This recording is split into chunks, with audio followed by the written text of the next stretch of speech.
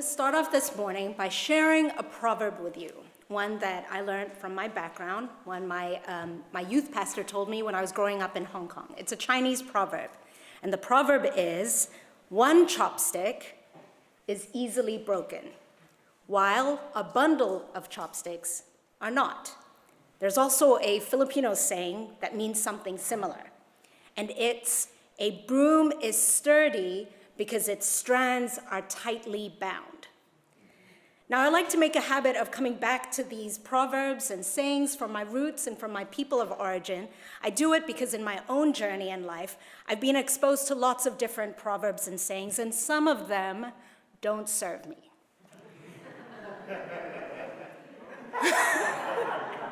One such saying that I'm sure you're all familiar with is, every man for himself. Who knows that one? Everyone, right? It's a saying I don't love because I believe it puts us in competition with one another. It's only concerned with the individual, the self. It's a saying that values individual achievement and individual survival above all else.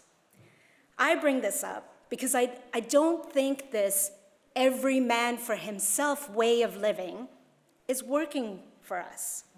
Moving through life in this way where we are in competition with one another, it isn't working. And I'm learning in my own journey through life, I'm learning more and more that the way to get through this wilderness journey is by walking through it together. The womanist way. What's the womanist way, Mira? What does that mean? It's coming. The womanist way, let me tell you, the womanist way is not about individual survival. It is concerned about the collective. Alice Walker, who coined the term womanist, defines womanist as, in her words, a woman who loves other women, sexually and or non-sexually. She says this too, a womanist is committed to survival and wholeness of entire people, male and female, which is what we see take place in this story of Moses' birth. In fact, womanism is at work even before this chapter. We started in chapter 2 this morning. Even before this chapter, chapter 1, we see womanism taking place when Hebrew midwives worked together to conspire against Pharaoh's decree to kill all the baby boys. That's the condition in which Moses was born in. They weren't concerned about any repercussions that might come from going against the Pharaoh. They weren't worried for their own individual safety or survival. For them, their concern and their commitment was for the survival of their people, of their entire community. And then we get to chapter 2, today's reading. We see womanism at work in Moses' family, where each individual of that family member, of that family, risked their lives every moment Moses was alive. They risked their lives every time he cried under their roof, because they risked being caught. Their entire family worked together to keep his existence a secret, knowing anything could happen if Pharaoh were to find out. This is another example of womanism. Then when it comes to the day when they couldn't keep him a secret any longer, Moses' mother released Moses into the world. I'm a mother. I have 3 kids. I have no idea how she did this. But somehow, she must have trusted that the womanist way would emerge. And somehow, Moses would live. And that's when we see Pharaoh's daughter come into the scene, who's enjoying a nice, lovely bath with her attendants. And she sees this basket bopping down the river, and she asks her attendant to go and get it.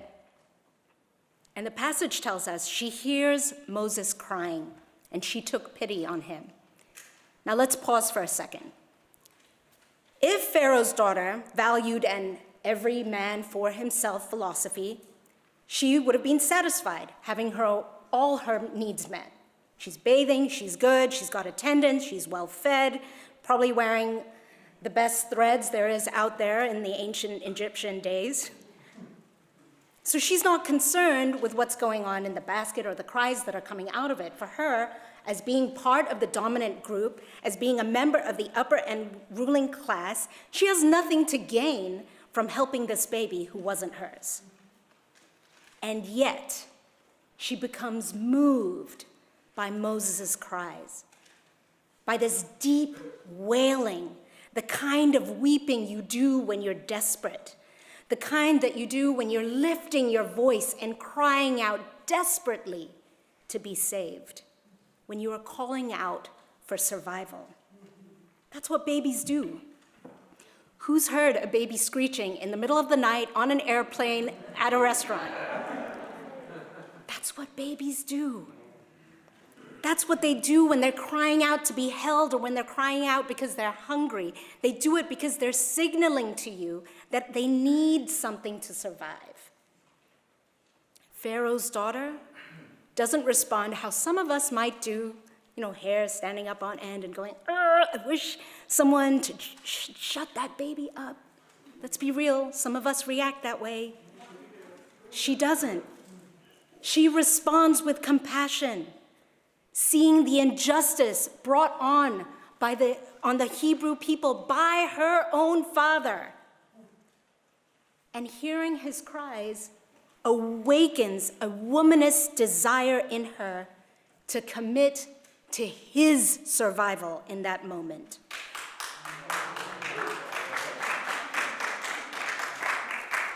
Even though he wasn't her own people. And this concern for others who experience marginalization, class-based and race-based marginalization, that is womanism at work. And then another moment of womanism emerges, my favorite, my personal favorite. And this is when we see Moses' sister step in to work out a partnership with Pharaoh's daughter. Can we just pause for one moment? I keep saying Moses' sister, Pharaoh's daughter. Why isn't any of these amazing women named in this particular chapter?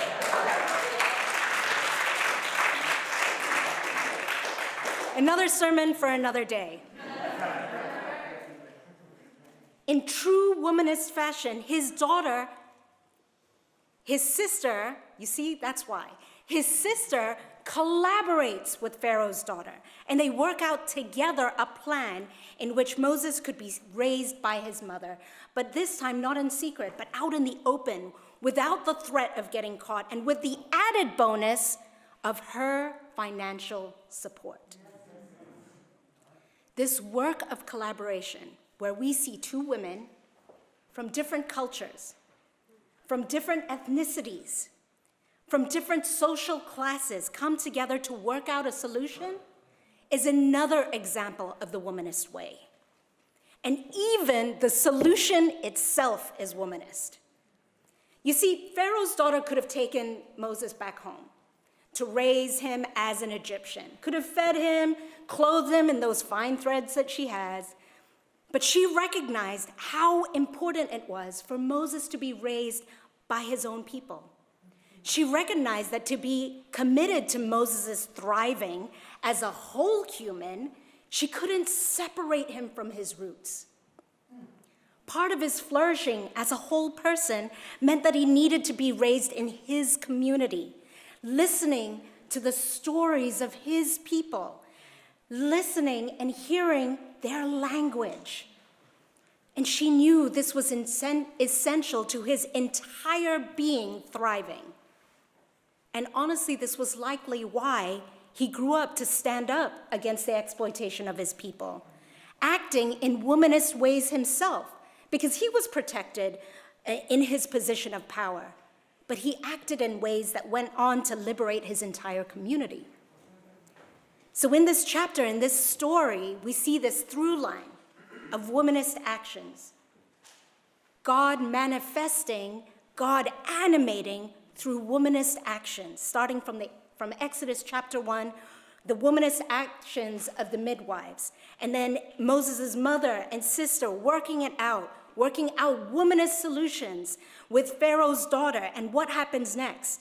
What happens after this? As a result of their commitment to work together for their collective, an entire community survives. Not one person, not one man for himself, an entire people. They go on to work out how to be a new nation. These are the ancient Hebrews that go on to form the nation of Israel. They go on to work out how to live together differently, not in individual competition with one another, but working out how to thrive as a collective. And it doesn't even stop there. God, animated in the spirit of togetherness, oriented these women to act in ways that go on to inspire a Jewish man who would inspire 12 of his friends to work together to resist another empire that was oppressing them.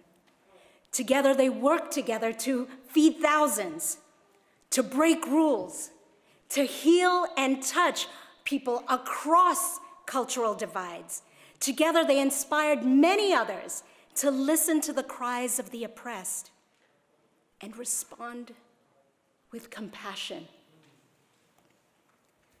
So you see, the womanist way of walking the wilderness is God's way of moving through human history to bring about collective liberation. And because of that, we too today are called to continue this womanist commitment to one another's wholeness, not just our own. We must move away from this inclination to act in every man for himself ways. It isn't enough for one of us to be okay. It isn't even enough for one group of us to be okay, to rise up and excel above the rest. We are called to walk the womanist way, being concerned with the survival and wholeness of entire people, not just one group, not one group pitting the needs of one marginalized group against another, but instead working a solution out together. Rabbi Jesus, the Son of God, modeled this for us by calling us to be in dialogue with one another, to work out a solution for our survival as a collective and our wholeness and liberation as a collective. Caitlin Curtis, a citizen of the, I really hope I don't botch this because I practice it so many times, a citizen of the Potawatomi Nation and speaker at this year's Freedom Rising Conference. She talks about this too. She says, I learned from the Black women in my life that Black and Indigenous women must work together, must partner together, must actively join with other women of color to lead the way forward in America. That's right.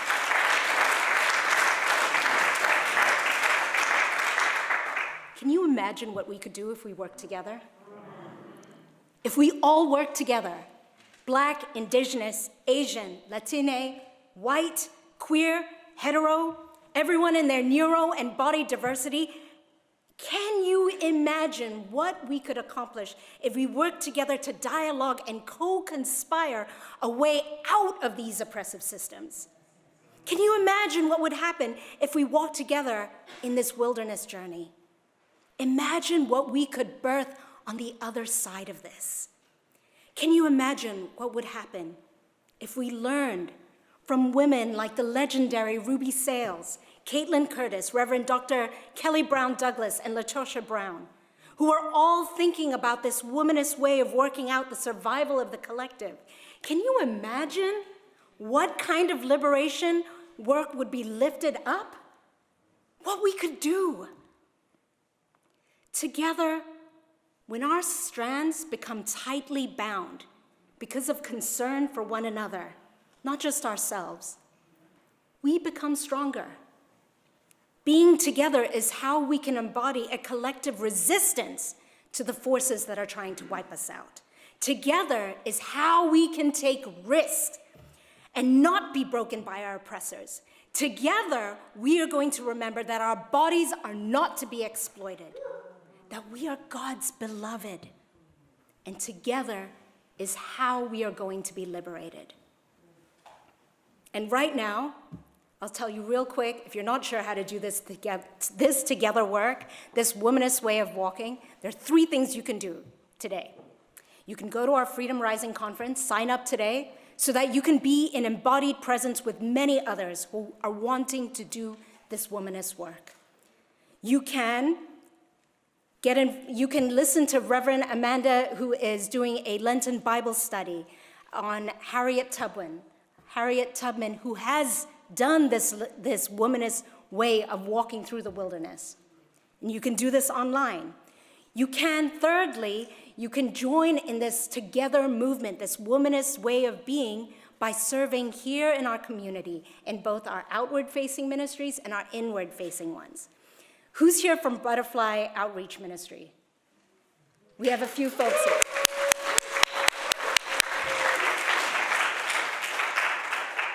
Butterfly Outreach has recently partnered with Judson Memorial to serve on Mondays, to serve at their day respite site for asylees. And you can be a part of that. And if going out there in the world is hard and you want to try one thing, try one small step, come and be involved in making this happen each Sunday by being an usher. And now's a good time to start because they have their training next Sunday. And I'm sure there are many, many, many more ways to take part in this.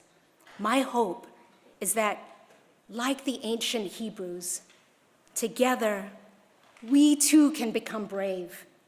We can usher in a new kingdom, a new sense of kinship with one another in the womanist way. Are you with me? Yes. Amen? Amen. Amen.